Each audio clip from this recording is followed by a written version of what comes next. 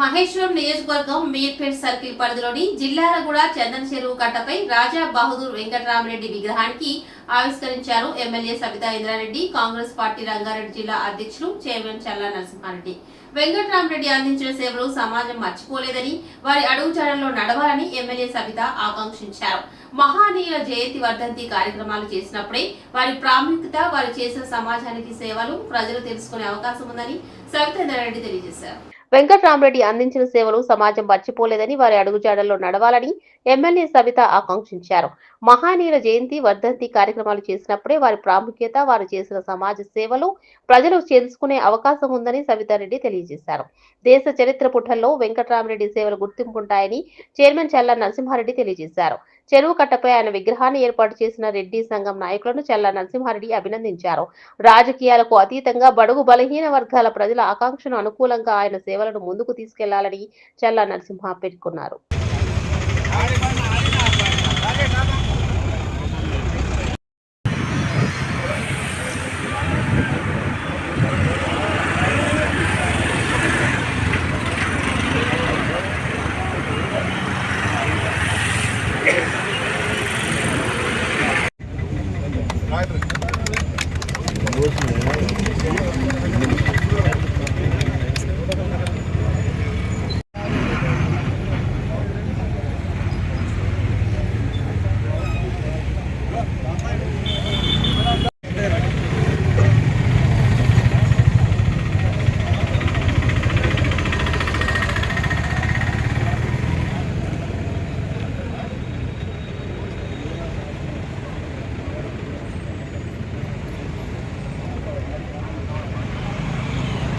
ఈరోజు రాజా బహదూర్ వెంకటరామరెడ్డి గారి విగ్రహ ఆవిష్కరణకు వచ్చిన చల్లా నరసింహారెడ్డి గారు, ప్రభాకర్ రెడ్డి గారి ఆధ్వర్యంలో గౌరవ సోదరులందరూ కమిటీగా ఫామ్ అయిపోయి విగ్రహాన్ని ఆవిష్కరించుకున్నారు.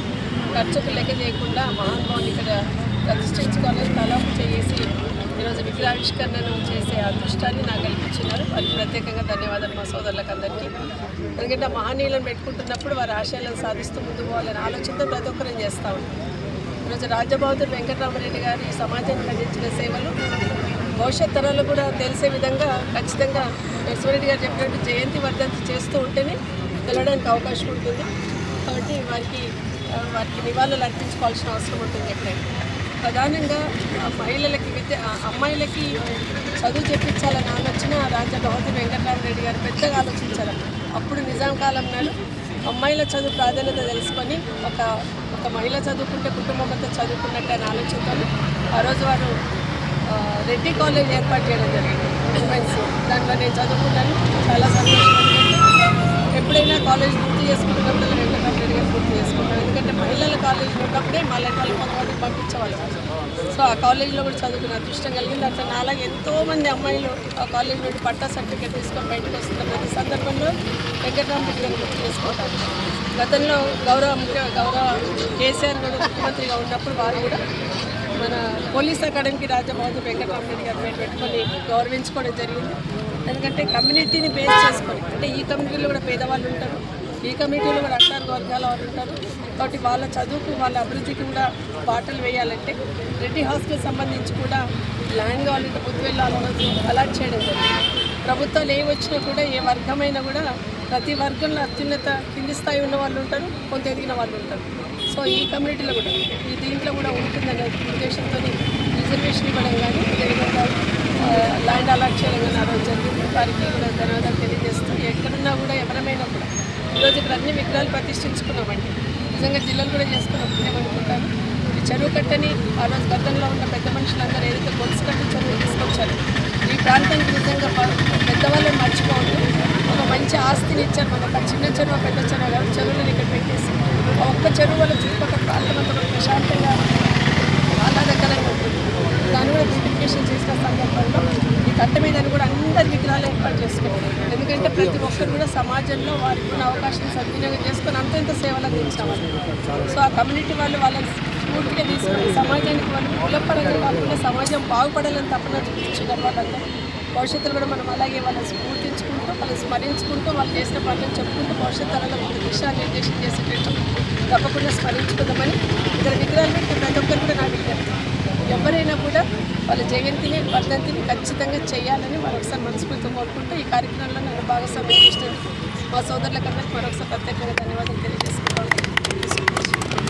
మంది ఈరోజు యావత్ తెలంగాణ రాష్ట్రంలో రాజ్ బహదూర్ వెంకటరామరెడ్డి గారు వారు చరిత్ర మళ్ళీ భావి తరాలకు అవసరమనే ఆలోచనతో ఈ ప్రాంతంలో మొట్టమొదటిసారిగా రాజ్ బహదూర్ వెంకటరామరెడ్డి గారి ఏదైతే 1869లో జన్మించడం జరిగింది.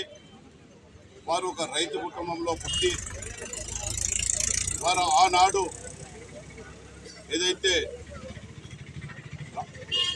ఉద్యోగరీతుల్లో కానివ్వండి, సమాజ సేవల్లో కానివ్వండి, నిజాంకు అతి దగ్గరగా ఉండి వారు హైదరాబాదును ఆ రోజుల్లో పరిపాలనలో విధానాన్నే కానీ వారి యొక్క ప్రజలలో ఒక ఉన్నతమైన అన్ని కులాలు బలహీన బడుగు వర్గాల దళిత గిరిజన ఆత్మగౌరవం పెంచే విధంగా దేశ చరిత్ర పుటలో ఒక అధ్యాయంగా వారు మారడం జరిగింది.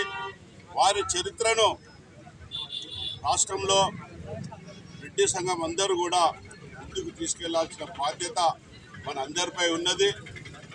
రెడ్డి సంఘం అంటే ఒక కుల ప్రాతిపదిక కాదు, అందరినీ కూడా అట్టున చేర్చుకొని అన్ని కులాలను అభిమానించుకుంటూ సమాజాన్ని అభివృద్ధి పరిచే విధంగా వారి రాజ్ బహదూర్ గారు వెంకటరామరెడ్డి గారి ఆలోచన, ఆ ఆలోచనతోనే అన్ని వర్గాలను కూడా ముందుకు తీసుకువెళ్ళే విధంగా మనం ప్రయత్నం చేయాలి.